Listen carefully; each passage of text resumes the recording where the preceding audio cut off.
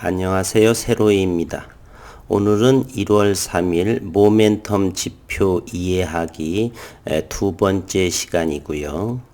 모멘텀 지표를 정확하게 원리와 함께 이해를 하시게 되면 모든 기술적인 보조 지표를 제대로 이해할 수 있고 쉽게 됩니다. 따라서 조금 어려울지라도 반복을 꼭 하셔서 이 모멘텀 지표의 원리를 충분하게 잘 이해를 하시게 되면 앞으로의 보조 지표 그리고 기업적인 분석을 철저히 할 수가 있고 그러면 10년 이상을 단축할 수 있다는 것 말씀드리겠습니다. 오늘은 두 번째 시간 모멘텀 지표의 장점에 대해서 말씀드리겠습니다. 다시 한번 복습을 하고요. 시간이 걸리더라도 천천히 하도록 하겠습니다. 모멘텀 지표 이해하기 지난 시간에는 모멘텀 지표란 무엇이냐? 현재 주가와 일정 기간 전 주가의 차이나 비율로 만들어진 지표다 그랬습니다. 현재의 가격이 일정 기간 전과 똑같으면 동일하면 균형 상태 차이를 뺄셈하면 0이 되겠죠. 균형 상태인 0으로 표시되고 이것은 주가의 횡보 상태를 나타낸다. 현재의 주가가 일정 기간 전의 주가보다 높게 되면 현재의 주가가 높게 되니까 주가는 플러스권이고 상승 추세에 있다. 반대로 현재의 주가가 과거 전 일정 기간 전 주가보다 낮게 되면 주가는 마이너스권이므로 하락 추세에 있다. 이렇게 말입니다.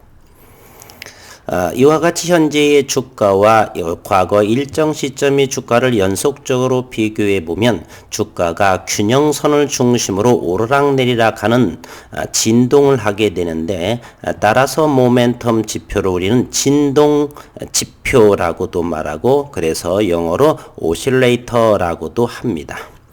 이러한 진동 그래프를 이용하게 되면 주가 추세의 방향과 추세의 강도, 세고 약한 정도를 예측 가능하다는 것이 바로 모멘텀 지표의 원리라 하겠습니다.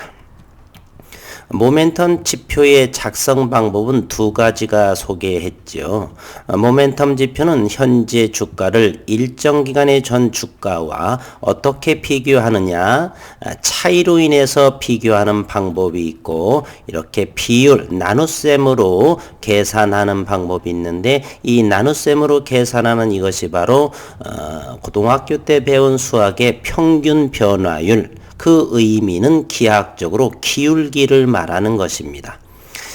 주가에서의 기울기, 추세라고 하는 것은 대단히 중요하죠. 추세가 우상향이 되게 되면 주가는 상승 추세, 기울기가 이렇게 우하향의 모습을 이와 같이 보이게 되면 하락 추세, 따라서 이것이 좀 더 확장이 되면 미분으로 발전이 되는 것이죠. 어쨌든 차이와 그리고 비율로서 계산한다 이것입니다. 그리고 지난 시간에 모멘텀 지표를 그려봤죠. 다시 한번 보겠습니다. 하루에 1,000원 단위로 호가 단위입니다. 1,000원 단위로 상승 또는 하락하는 기업의 주가가 다음과 같이 움직였을 때 주가와 모멘텀 좌표를 그려보겠다라고 했습니다. 이것이 주가이고요. 이것이 바로 모멘텀 지표입니다. 1일 날에 8,000원, 2일 날에 7,000원, 3일에 6,000원, 4일에 6,000원, 5일에 7,000원, 6일째에 이렇게 8,000원입니다. 그러면 그 기간을 5일로 잡게 되면 6일날 현재가가 6,000원, 5일 전의 주가는 8,000원 빼게 되면은 이렇게 0이라는 것이 나오고요. 7일째 주가가 9,000원이고 그 5일 전의 주가는 이렇게 7,000원.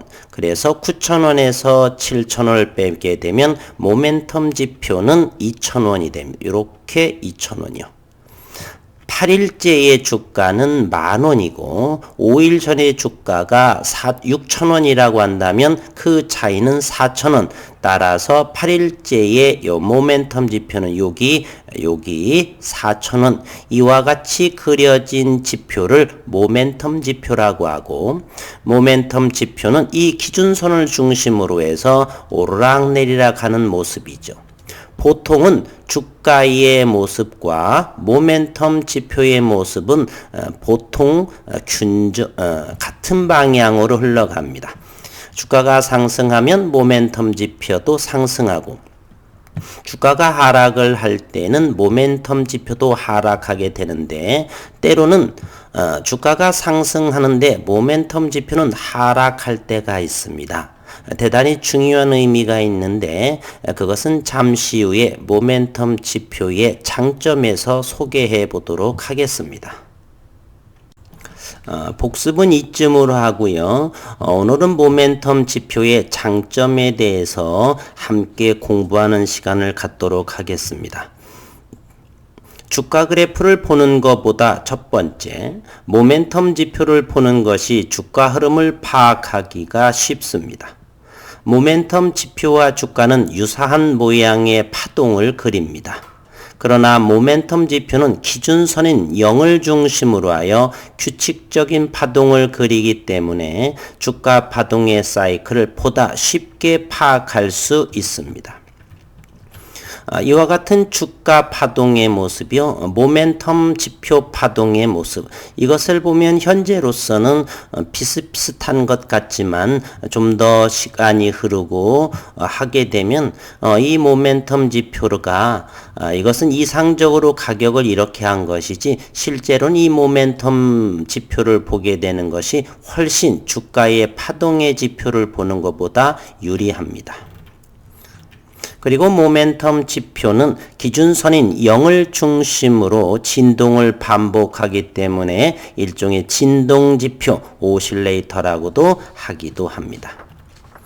두 번째 모멘텀 지표의 장점은요, 기준선을 이용하면 주가의 방향과 추세를 알 수가 있습니다.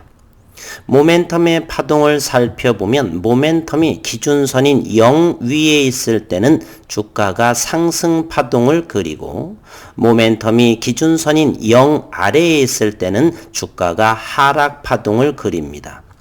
실제의 종목을 한번 볼까요? 여기 한번 보겠습니다. 이것이 주가의 현재 이 종목은 박셀바이오네요. 올해의 2020년도에 대단한 3, 4개월 만에 대략 1700%를 상승했고, 요 밑에 있는 위에 RSI 보조지표, 스토캐스틱 보조지표, 이런 것들을 전부 모멘텀 지표에 해당이 됩니다. 이렇게 상승을 하게 되면, 이곳 상승을 하게 되면 주가는 이와 같이 상승을 합니다. 그리고 이렇게 하락을 하면, 모멘텀 지표가 하락을 하면 주가도 하락을 하고요. 여기를 또 보게 되면, 밑에 스토캐스틱을 보게 되면 이 오른쪽에 50이 있죠. 50이 기준선이라고 볼 수도 있습니다. 그거 아래쪽에 있으면 주가가 하락, 위쪽에 있으면 주가가 상승, 여기는 50보다 아래에 있죠. 그러니 주가가 하락을 하고 50 이상에 있으면 주가는 상승이요. 이와 같이 기준선을 중심으로 해서 위에 있을 때는 주가가 상승하고, 모멘텀이 기준선 0 아래에 있을 때는 주가가 하락 파동을 그린다는 것입니다. 모멘텀 지표의 장점 세 번째를 본다라면, 세 번째는 과매수, 과매도입니다. 여기 그림으로 설명했는데 위에 있는 그림은 주가의 움직임의 모습입니다. 여기서는 주가가 고점들이 점점 낮아지네요. 여기는 하락 추세에 있고요. 여기는 저점들이 주가가 높아지고 있습니다. 여기는 상승 추세에 있고요. 여기 또한 고점이 낮아지기 때문에 여기는 주가가 하락 추세에 있고, 요 밑에가 모멘텀 추세입니다. 지표입니다. 요 기준선을 중심으로 기준선 0을 중심으로 해서 요 위쪽에 있을 때는 주가가 상승하고 아래쪽에 있을 때는 주가가 하락한다. 아래쪽에 기준선 아래쪽에 있을 때는 주가가 하락한다.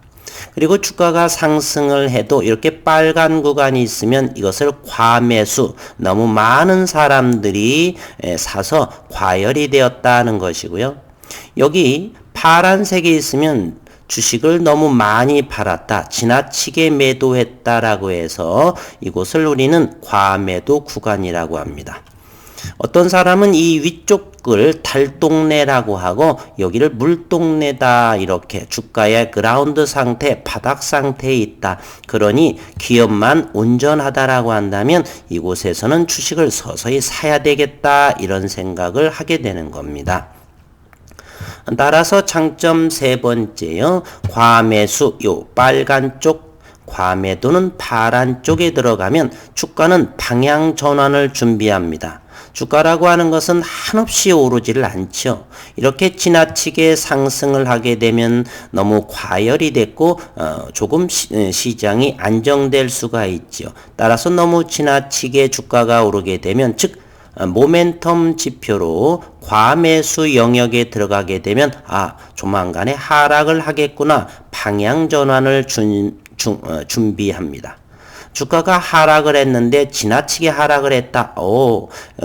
이제 곧 상승 추세로 가니까 이곳에서는 잘 저점을 확인해서 추세가 이제 상승으로 전환, 방향 전환을 준비하겠다, 이렇게 생각을 합니다. 모멘텀 지표가 플러스권에서, 즉 기준선 위쪽에서 일정 수준 이상의 극단적인 구간을 과매수 구간으로 정하고, 모멘텀 지표가 마이너스권에서 일정 수준 이하의 극단적인 구간을 과매도 구간으로 하였을 때 이들 구간에 들어가면 주가가 기존 추세의 방향을 전환할 가능성이 높아진다. 따라서 매수를 준비하고 매도를 준비할 시점에 도래한다, 이렇게 말씀드립니다. 이미 알고 계신 분들 계실 텐데 모멘텀 지표는 종목이나 모멘텀의 지표에 따라서 이 과매수 수치를 어떤 것은 70 이상, 어떤 것은 80이라는 수치 이상, 그때의 기준선은 50이라고 잡았을 때, 기준선은 0으로 잡을 때도 있고 50을 기준으로 할 때가 있습니다. 각 모멘텀 지표에 따라서 설정이 다르니까 현재로서는 그 기준선을 0으로 잡은 것이고요. 스토캐스틱 같은 보조 지표는 과매수 구간을 80 이상으로 잡고 과매도 구간은 20 이하로 잡습니다. MACD라고 하는 보조 지표는 과매수, 지나치게 매수한 것은 70 이상을 말하고 과매도 구간은 30 이하를 과매도, 즉 모멘텀 지표나 또는 종목, 기업에 따라서 이 과매수와 과매도의 이 수치는 달리 우리가 각자 설정하는 것이에요. 설정할 수가 있다. 보통 70 이상, 너무 지나치게 매수했어, 과열됐어. 30 이하, 너무 지나치게 팔았어, 사람들이 투매를 했어. 20, 30 영역에 들어가게 되면 과매도 구간이다, 이렇게 말씀드리겠습니다. 이 과매수, 과매도 구간에 진입하고 난 다음에 주가는 추세의 전환을 볼 수 있는데, 특히나 급등이나 급락하는 경우에 추세의 진행이 지속 나올 수 있다는 점은 특별하게 주의하셔야 됩니다. 예를 들어서 여기에 박셀바이오가 있는데요. 여기에 RSI 또는 스토캐스틱에 빨간색이 있죠. 이것이 과매수, 지나치게 매수했습니다. 가격이 5만원대입니다. 그런데 이렇게 기준선 아래에 아직 도달은 안 했지만 이 선들이 하락한다라고 해서 이렇게 주가가 하염없이 떨어지는 것이 아니고 이거 같은 경우는 지난 12월 같은 경우는 여기에서부터 벌써 8만 원입니다. 이것은 무상증자 가격을 고려한 가격이죠. 이미 여기서는 과매수 영역이지만 급등의 시작일 수도 있다는 사실. 그러나 이런 경우는 2천여 개의 종목에서 0.001%에 해당이 되는 것이고요. 특별하게 그럴 수도 있다는 것을 기억을 해 주셔야 됩니다. 따라서 보조지표 차트라고 하는 것은 기업보다는 낮다라고 하는 것을 제가 처음 그리고 누누이 말씀을 드립니다. 30% 이하로만 차트 기술적 분석을 공부하시기를 바라요. 매수와 매도 적절하게 사용하는 데 도움이 되지 기업 분석 이상으로는 될 수 없다는 점 다시 한번 말씀드립니다. 따라서 급등으로 나오는 종목들이 있을 때는 과매수 영역일지라도 상승에 초입이 될 수도 있고 급락이 되는 경우는 많이 떨어졌다. 물동내에 과매도 영역에 나왔을지라도 급락 어떤 종목 같은 경우는 식약처에서 거절당했다. 누락되었다. 이런 또는 대표이사가 횡령 배임을 했다. 그렇게 되면은 보조지표, 모멘텀 지표로서의 과매도 영역일지라도 급락의 시작이다. 떨어지는 칼날이 될 수 있다는 것. 그래서 급등이나 급락의 경우에는 추세의 진행이 지속적으로 나올 수 있다는 점 특히 주의하시기를 바라겠습니다. 그리고 모멘텀 지표의 장점 네 번째는 모멘텀 지표와 시그널선의 만남으로 매매 시점을 찾을 수 있다는 것입니다. 신호선, 시그널선이라고 하는 것은 무엇이냐? 모멘텀 지표를 일정 기간, 예를 들어서 3일, 5일, 10일, 20일간의 평균을 내서 만든 선입니다. 모멘텀 지표도 고점과 저점이 이렇게 있겠죠. 다시 한번 이 부분은 천천히 설명합니다. 모멘텀 지표도 이렇게 기준선을 중심으로 이렇게 상승과 하락을 하는데요. 이렇게 고점도 있을 것이고 저점도 있을 것이에요. 이러한 모멘텀 지표를 이렇게 3일이나 5일, 10일 간격으로 그 가격대들을 평균을 냅니다. 그러면 이 기존에 있는 모멘텀 선보다는 좀 더 완만하고 등락폭이 좀 더 작아지겠죠. 따라서 이 신호선을 우리는 시그널선이라고 그러는데 이 시그널선은 모멘텀 지표의 이 선보다 좀 더 완만하고 천천히 움직일 것이에요. 이유는 평균을 낸 선이기 때문입니다. 신호선은 모멘텀 곡선에 비해 완만하고 후행하는 속성을 지니게 된다.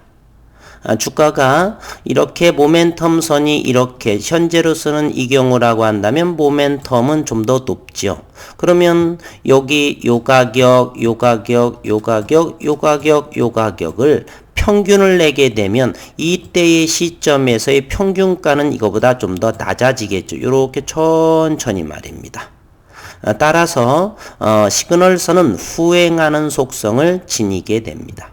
빠르게 움직이는 모멘텀 곡선과 느리게 움직이는 시그널선이 교차하는 모양을 보면 매매 시점을 알 수가 있습니다. 마치 이것은 우리가 이동평균선에서 단기 이동평균선과 장기 이동평균선의 교차점을 이용해서 매매 시점을 찾는 방법과 같은 원리입니다. 예를 들어서 21선이 이렇게 하락을 한다라고 생각을 해요. 이동평균에서. 그러면 이게 21선인데요. 21선. 그러면 5일 이동평균선은 훨씬 더 이렇게 빨리빨리 움직이겠죠. 그래서 이렇게 되게 되면 여기서는 5일선, 단기 이동 평균선, 빨리 움직인 선이 21선, 천천히 움직이는 요런 선을 이렇게 아래에서 위로 골든 크로스 생기는 요런 점이 생기게 되면 단기 이동 평균선이 장기 이동 요거보다 긴 이동 평균선을 이렇게 아래에서 위로 돌파하게 되면 이것을 우리는 이때 매수 시점으로 보는 것이죠. 또한 61선이 이와 같이 천천히 상승을 하는데 5일선이나 11선이 이렇게 올라가다가 빨리 움직이면서 이렇게 이제는 하락을 하게 되면 뭐 11선이다. 이것이 61선이다. 단기 이동 평균선이 장기 이동 평균선을 위에서 아래로 내려가게 되면 이런 교차점에서 우리는 매도를 하죠. 그와 같은 원리로 빨리 움직이는 모멘텀 선을 천천히 움직이는 신호선 시그널 선과의 교차점을 이용하게 되면 빨리 움직이는 모멘텀 곡선이 천천히 움직이는 신호선을 아래에서 위로 상향 돌파하게 되면 매수 시점으로 보고요. 빨리 움직이는 모멘텀 곡선이 완만하고 천천히 움직이는 신호선 시그널선을 위에서 아래로 하향을 하게 되면 매도를 합니다. 여기에서 확인을 한번 해보겠습니다. 여기에 보라색 선이요, 시그널 선입니다. 여기 RSI도 마찬가지. 이렇게 빨간 선이 바로 모멘텀 선이고요. 이렇게 보라색, 배추색으로 된 이렇게 천천히 움직이는 선이 바로 시그널 선입니다. 그러면 여기서를 보게 되면 연두색의 선이 완만하게 움직이는데 이 빨간 선은 과매도 영역에서 이렇게 위에서 아래로 뚫고 내려가는지요. 이런 선에서 우리는 여기점이 되겠네요. 그러면 단기든 뭐든 주가가 하락을 한다. 여기에서는 빨간 선이 모멘텀 선이고 배추석이 시그널 선이니까 빨간 모멘텀 선이 이렇게 상향 돌파 교차점을 이루면서 상승하게 되면 주가는 이와 같이 상승을 한다. 상한가 이런 모습을 보였네요. 그런 내용입니다. 다시 한번요. 빨리 움직이는 모멘텀 곡선이 천천히 움직이는 신호선 시그널선을 아래에서 위로 상향 돌파하게 되면 매수 시점. 모멘텀 곡선이 천천히 움직이는 신호선을 위에서 아래로 하향을 하게 되면 매도 시점이다. 그래서 모멘텀 지표와 신호선 시그널선의 만남으로 매수 매도 시점을 알아낼 수 있다는 내용입니다. 그리고 대단히 중요한 모멘텀 지표의 5번째 장점, 다이버전스가 발생하면 추세 전환을 미리 알 수 있다 그랬습니다. 우리가 상승 추세에 있는 주식을 언제 매도하는 것이 좋을지, 또 하락하고 있는 주식을 언제 매수하는 것이 좋을지를 미리 알 수 있는 방법을 가지고 있다면 그것은 마법의 지팡이를 가진 것이나 마찬가지이겠죠. 그런 꿈과 같은 분석 기법이 바로 이 다이버전스라고 하는 것입니다.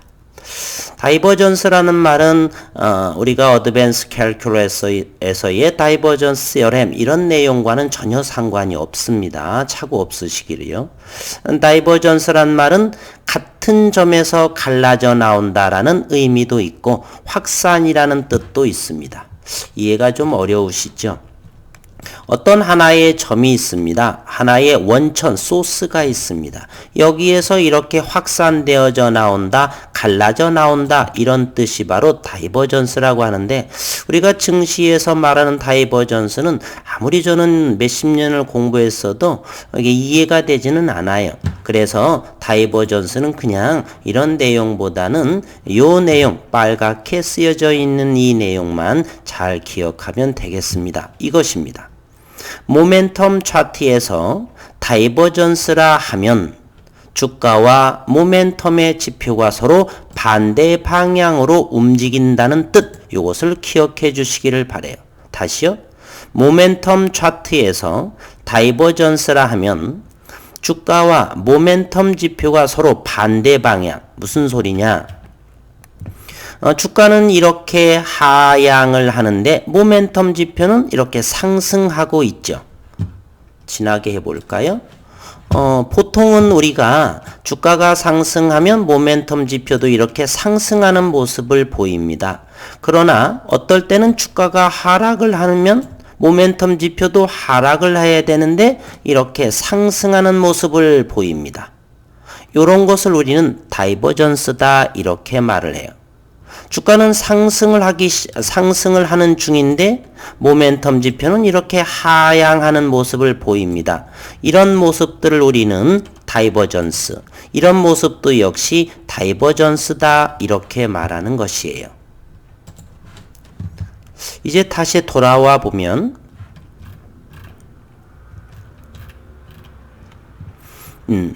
주가와 모멘텀 지표는 보통 동일한 방향으로 움직이는 것이 일반적인데, 그러나 때에 따라 반대 방향으로 움직일 때도 있습니다. 이때를 주목하셔야 돼요. 예를 들면 주가는 상승하고 있는데 모멘텀 지표는 하락하고 있다든지, 또 주가가 하락하고 있는데 모멘텀 지표는 상승하고 있는 경우를 말합니다. 다이버전스가 나타나는 이유는 주가의 진행 가속도 또는 속도가 점차 탄력을 잃어가고 있음에도 주가의 추세 전환이 바로 이루어지지 않고 시간차를 두고 나타나기 때문에 이런 일이 생깁니다. 주가는 이제 상승을 하다가 이런 모습을 예를 들을게요. 주가는 이렇게 지속적으로 서서히 상승을 하는데, 가파르게 상승을 하다가 이렇게 천천히 상승을 하다가 이렇게 되는 모습. 주가는 여기에서 이와 같이 작지만 조금씩 이렇게 상승하는데 이미 모멘텀 지표는 이렇게 하향을 하는 모습을 보인다는 것이에요. 이런 모습은 주가의 어느 정도 상승된 고가의 위치에서 나타나겠죠. 주가는 상승을 하긴 하되 서서히 움직이는데 이미 모멘텀 지표는 하락을 준비하고 있다. 따라서 이때는 매도 시기를 저울질해야 할 시기다, 이런 소리입니다. 다이버전스는 모든 그래프에서 나타나는 것은 아니지만 다이버전스를 발견하는 것은 주가의 추세 전환을 남보다 먼저 할 수 있는 행운을 잡은 것이라 이렇게 말할 수가 있습니다. 이 표를 한번 볼게요.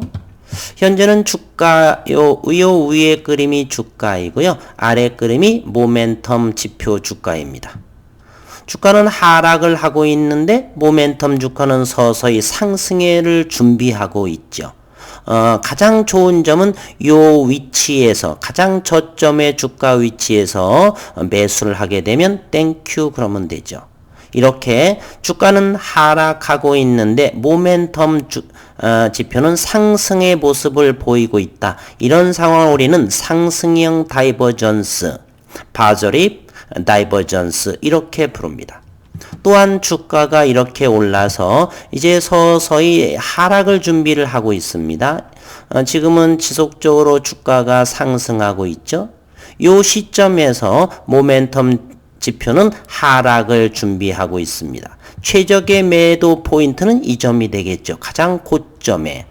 따라서 이러한 시기를 미리 주가가 상승하고 있지만 모멘텀 지표는 하락을 준비하고 있네.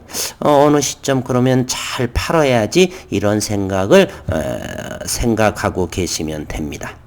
이렇게 주가는 상승하는데 모멘텀 지표는 하락하고 있다. 이런 걸 우리는 하락형 다이버전스. 여기서는 주가의 고점에서 나타나는 상황이겠고요. 이것은 상승형 다이버전스는 주가의 바닥권에서 나타나는 모습을 보이겠죠. 상승형 다이버전스, 파저립 다이버전스는 하락하던 주가가 조만간 상승으로 전환될 것을 예고해 주므로 손절은 보류하고 적극적으로 매수를 검토해야 할 시기입니다. 세로이가 하는 10개 종목 또는 소개하는 종목들은 전부 다 기업적으로 하자가 없는 것들입니다. 따라서 끝없는 추락이 있을 수가 거의 없어요. 만약에 가능성이 있다라면 대표이사의 횡령, 배임 등 그러한 것들, 그거는 위험하겠죠. 어쨌든 그러한 종목이기 때문에 전저점 자리라든지 전저점을 하향하는 그러한 모습, 그런 것은 적극적인 매수로 임하셔도 좋다, 이런 말씀을 드립니다. 그러한 종목이 하나 있죠. HLB를 아침에 영상을 하다 보니까 그런 모습을 보이더라고요.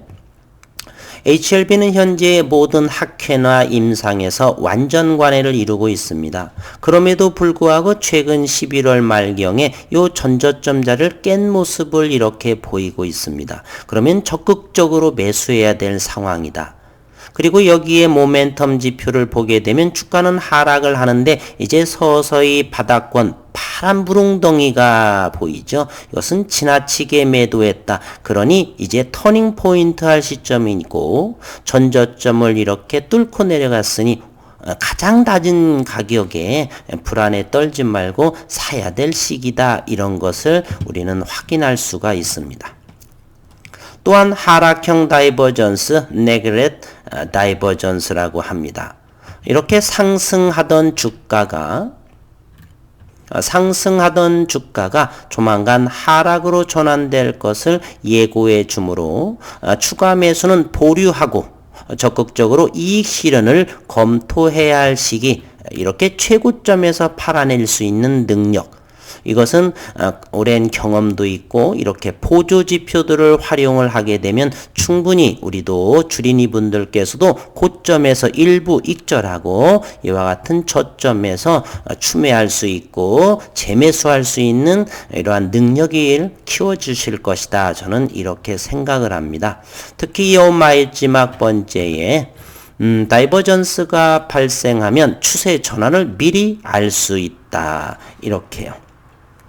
꼭 기억을 하셨다가 많은 앞으로 배우게 될 신기술적 보조 지표를 좀 더 구체적으로 공부하는데 많은 도움이 되시기를 바라고요. 그리고 여러 가지 앞으로 이제 신기술적 보조 지표를 배우시게 될 것이에요. MACD, 스토캐스틱 또는 일목균형, 볼린저 밴드 또는 거래량 지표인 OBV까지도 고로 또는 시간이 좀 앞으로 제가 공부하는 걸 조금은 좀 긍정적으로 생각하는 편이어서 파동이론, 다우이론 이런 까지 시중에서 다루지 않는 좀 더 구체적으로 원리를 위주로서 공부를 한번 해볼까도 해요. 이러한 신기술적 보조 지표를 다룰 것인데 여러 가지 기법을 아는 것도 중요한데 어느 한 가지라도 확실하게 이해하시고 반복해서 자신의 것으로 만드는 것이 더욱 중요하다는 것을 잊지 마시라는 점 다시 한번 간곡하게 말씀드립니다. 복습 철저히 하시고 이해가 안 되시는 분들은 댓글로 달아주시기를 바랄게요. 오늘 1월 3일 마지막 시간이 조금 오버했어도 빨리 진행하는 것이 문제가 아니고 한자를 알아도 정확하게 새로이 식구님들은 또한 이 영상은 주린이 분들을 위한 영상이기에 좀 더 천천히 반복적으로 3번, 4번 언급을 드렸습니다. 충분하게 이해하시고 이해 안 되시는 분은 꼭 댓글로. 그리고 1월 3일 새해 첫 해 일요일입니다. 건강 유념하시고 올 한 해 새해 복 많이 받으시기를 다시 한번 말씀드리면서 영상을 마치도록 하겠습니다. 수고하셨습니다.